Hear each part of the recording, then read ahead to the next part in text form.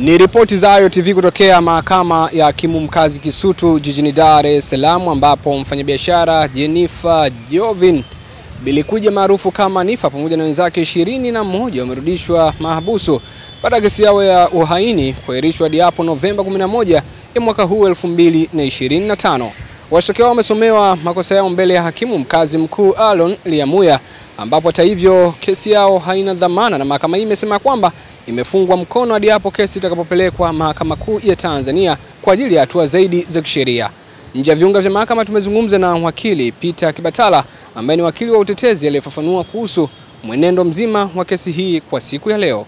Mimi naitwa Mikandaba, tuungane kwa ripoti zaidi. Nikianza na kesi namba 26388 ambayo inahusisha washtakiwa 22, lakini kuna washtakiwa wawili ambao wa Tanzania wanaweza wakawafahamu kwa urahisi. Mshtakiwa wa kwanza anaitwa Jennifer Jovin almaarufu Nifa. Huyu mnafahamu alikamatwa tarehe 27 na jeshi la polisi, na toka wakati huo amekuwa chini ya custody ya jeshi la polisi, na leo hii amefikishwa katika mahakama ya hakimu mkazi ya Dar es Salaam maarufu kama Kisutu. Ameshtakiwa yeye na wenzake 21 kwa mashtaka ya uhaini. Mashtaka ya uhaini kama mnavyofahamu, kufuatia kesi ya Antipas Tundu Lissu Mughwai, sio tu kwamba hayana dhamana, lakini pia yanabeba adhabu ya kifo.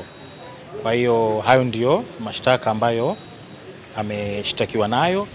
Tumetoa hoja kadhaa, mlikuwa mahakamani mmesikia, ikiwemo kwamba alipigwa, kulazimishwa kutoa maelezo, kukiri kwamba ameshiriki katika uhaini. Tumetoa hoja hizo mahakamani na rejelea tu ile ambayo tumesema mahakamani, na pia tumeomba kwamba yeye pamoja na wenzake mahakama kwa maana ya hakimu Aaron Lyamuya atoe amri kwamba kwa kuwa sasa wanakabidhiwa chini ya uongozi wa magereza, basi wapatiwe matibabu na pia ripoti ya matibabu iweze kuletwa mahakamani, ombi ambalo mahakama imekubali. Imetoa maelekezo kwamba washtakiwa hao 22 wa chini ya uongozi wa magereza wapatiwe matibabu, wafanyiwe uchunguzi wa kitabibu, na pia ripoti ya uchunguzi na utabibu iweze kuletwa mahakamani kwa ajili ya kumbukumbu ya rejea baadaye. Wote mnafahamu mahakama haina mamlaka ya kusikiliza kesi za uhaini, ila tu inachakata kwa ajili ya baadaye kuweza kupeleka mahakama kuu.